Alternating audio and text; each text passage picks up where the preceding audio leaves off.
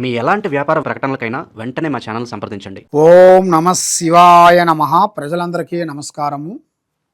2026 ఫిబ్రవరి మాసం మేషరాశి ఫలితాలు. ఈ మేషరాశిలో ఉండవలసిన వాళ్ళందరికీ అదృష్టము, జీవితము, లలాటకము, యోగము, నక్షత్రము, స్థానబలము, పూజ బలము.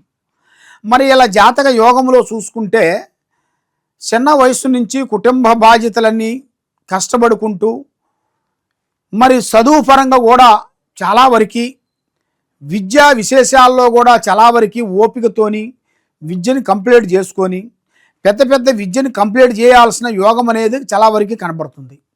విద్యాపరంగా చూసుకుంటే వీళ్ళకి కొంచెం విదేశాల ప్రయాణాలు, మరి అక్కడ విదేశాలలో కూడా పోయి అక్కడ కూడా విద్యను కంప్లీట్ చేసుకొని పెద్ద పెద్ద చదువులు చదవాల్సిన యోగం అనేది ఈ మేషరాశి వాళ్ళకి చాలా వరకు బాగుంది. మరి ఈ మేషరాశి వాళ్ళకి మెయిన్గా ఇంట్లో ఎంత చేసినా కూడా గౌరవము, అభిమానము లేకోకుండా ఎంత చేసినా కూడా వీళ్ళందరూ ఈ మేషరాశి వాళ్ళని కరేపాకు మాదిరి తీసేస్తుంటారు. ఎంత కష్టపడ్డా కూడా చెడము తీరికుండదు, దమ్మిడ ఆదాయము ఉండదు.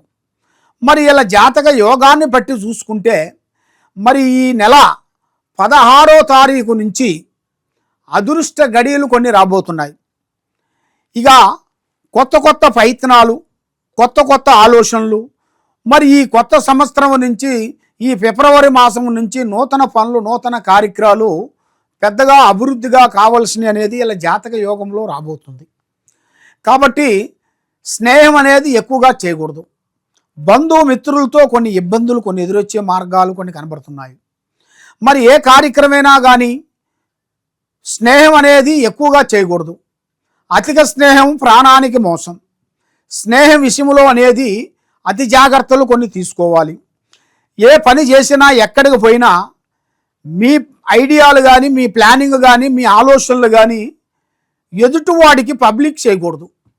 ముందు మనకి పని అయిన తర్వాత చెప్పుకోవాలి, కానీ పని కాకముందే మనం పబ్లిక్ చేసుకున్నాం అనుకోండి, ఆ పని మీకు కరెక్ట్గా సక్సెస్ కాదు. ఈ మేషరాశి వాళ్ళు అందరినీ గుడ్డిగా నమ్ముతుంటారు. ఎవరు ఏ మాట చెప్పినా, ఎవరు ఏది చేసినా వాళ్ళు చెప్పింది నిజమే అనుకుంటారు. కాబట్టి ఆ నమ్మకంతోనే వీళ్ళు కొంత ఇబ్బందులు పాలైపోతుంటారు. కాబట్టి వీళ్ళు ఒకరికి డబ్బులు ఇవ్వచ్చు, తెచ్చుకోవచ్చు. ఒకరికి నేను అంటూ ఆమీను కానీ, జామీను కానీ, షూరిటీ కానీ ఉండకూడదు.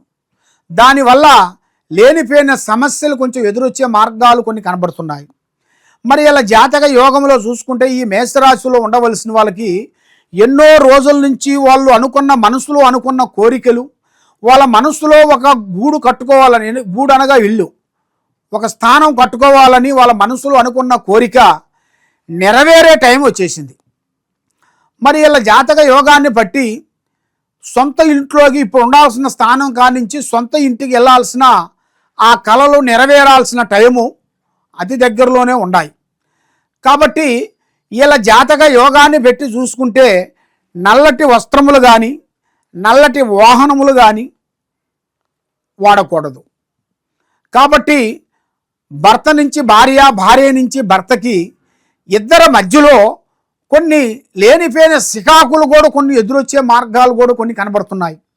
మరి ఆ సికాకులు కూడా ప్రశాంతంగా కావాలి, ఆ సమస్యలో నుంచి బయటపడాలి అంటే కొన్ని చేస్తున్నామంటే కొన్ని వదిలేయాలి. అన్నీ కావాలంటే మనకు దక్కవు.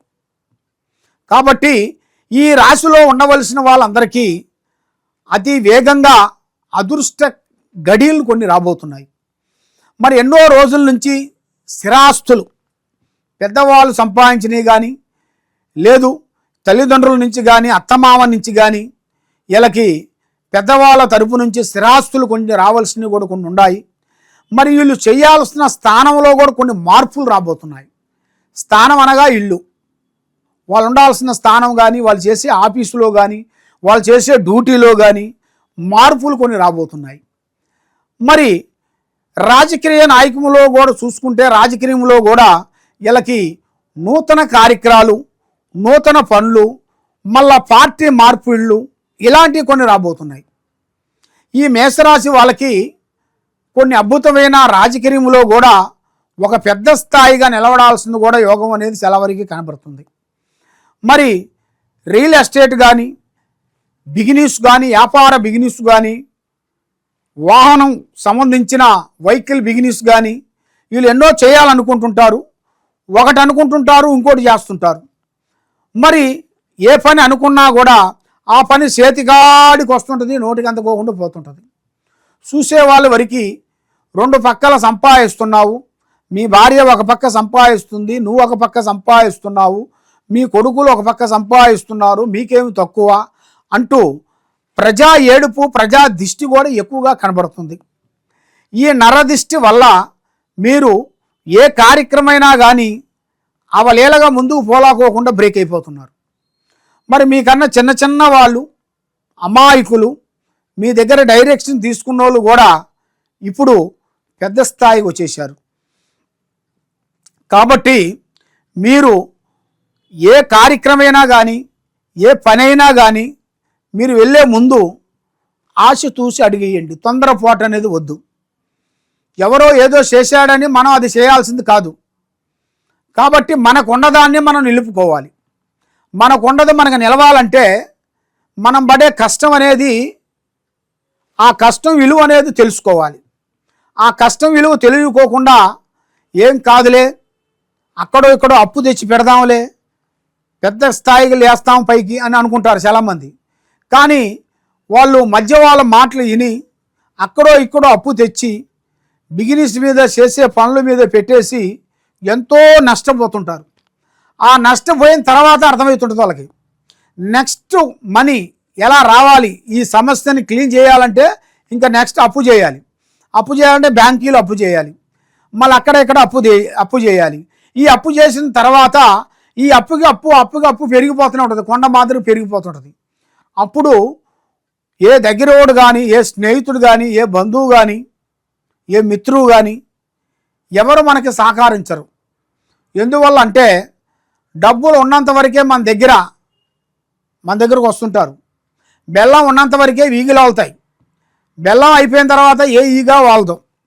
అదేవిధంగా మన బంధువులు కానీ, మన స్నేహితులు కానీ మన దగ్గర డబ్బు ఉందిరా అంటేనే మన దగ్గర మాట్లాడటం కానీ, చేయటం కానీ, మన దగ్గర రావటం కానీ, మనతో స్నేహం చేయటం కానీ ఇలాంటివి జరుగుతుంటాయి. మన దగ్గర ఒక స్టెప్, రెండు స్టెప్పులు బ్యాక్ వెళ్ళాము అనుకోండి, ఇంకా అయిపోయింది వీడి పని అని మనల్ని తక్కువ చూపు చూస్తుంటారు. కాబట్టి పడ్డవాడు చెడ్డవాడు కాదు. కాబట్టి ఆ భగవంతుడు దయ వల్ల వీళ్ళకి మంచి యోగం అనేది రాబోతుంది. మరి ఈ మేషరాశిలో ఉండవలసిన వాళ్ళందరికీ మెయిన్గా శ్రీ కనకదుర్గ అమ్మవారిని పూజాబలం చేయాలి.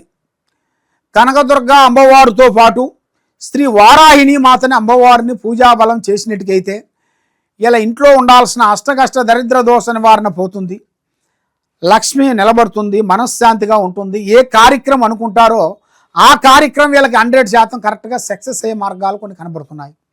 కాబట్టి ఎక్కడెక్కడో పోయి జ్యోతిష్యం చెప్పించుకొని నిరాశ చెంది ఉన్నారు. కాబట్టి తప్పకుండా ఈ కింద పోయే నెంబర్కి మీరు ఒకసారి సంప్రదించినట్టుకైతే మీరు 9959432221 ఈ నెంబర్కి మీరు ఫోన్ చేసినట్టుకైతే మీ ఇంట్లో ఏముంది, మీ మీద ఏముంది, మీకు ఏమేమి జరుగుతున్నాయి, ఏమేమి జరగబోతున్నాయి, మీకున్న సమస్యను బట్టి ఎలా ఉంది ఏమిటా అనేది మేము అన్నీ చూసి వివరంగా చూసి చెప్పగలుగుతాం. సర్వే జనా సుఖినో భవంతు. ఓం నమః శివాయ నమః.